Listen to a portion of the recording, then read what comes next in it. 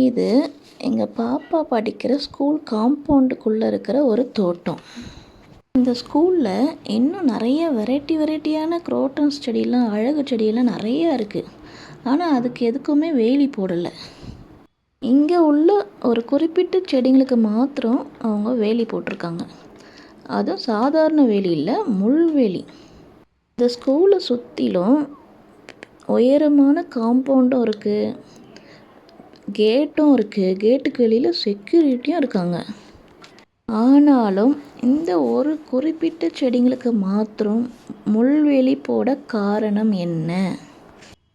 வேலிக்குள்ளே இல்லாத மற்ற செடிங்கள்லாம் வெறும் அழகு செடிங்க தான். அதில் அழகழகான பூக்கள் பூக்கும், ஆனால் அதை பயன்படுத்த மாட்டாங்க. வேலிக்குள்ளே இருக்கிற செடிங்கள்லாம் பயனுள்ள செடிகள். அதாவது வெரைட்டியான மல்லிகைப்பூ செடிங்க இருக்குது, வெரைட்டியான ரோஜா செடிங்க இருக்குது. இந்த பூக்களை எல்லாம் இதை பறித்து பயன்படுத்துவாங்க. அதனால தான் இதுக்கு ஒரு பாதுகாப்பு தேவைப்படுது. இதை போலவே ஒரு திராட்சை தோட்டத்தை குறித்து வேதத்திலே ஒரு வசனம் இருக்குது.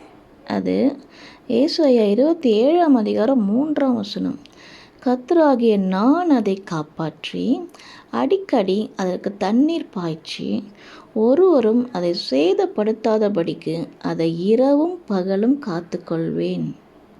திராட்சை தோட்டம் என்பது சபை.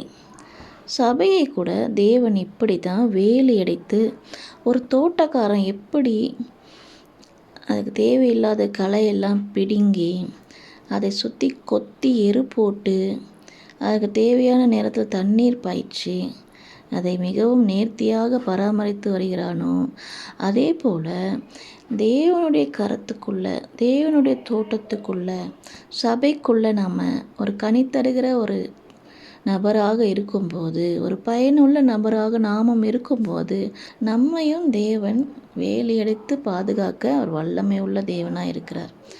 ஒருவரும் அதை சேதப்படுத்தாதபடிக்கு இரவும் பகலும் காத்துக்கொள்வேன் என்று சொல்லியிருக்கார். கேதார மரங்களையும் லீபனோனின் மரங்களையும் கர்த்தரின் வலிய சத்தம் கோரமாக முறிக்கின்றது. சீனை அதிபன் நமது முன்னிலை ஜெய வீரனாக செல்கின்றார். சீனை அதிபன் நமது முன்னிலை ஜெய வீரனாக செல்கின்றார். கர்த்தரின் சத்தம் வல்லமை உள்ளது, கர்த்தரின் சத்தம் மகத்துவம் உள்ளது. திரண்ட தண்ணீர் மேல் ஜலப்பிரவாகம் மேல் தற்பரன் முழங்குகின்றார். அல்லேலூயா. கர்த்தரின் சத்தம் வல்லமை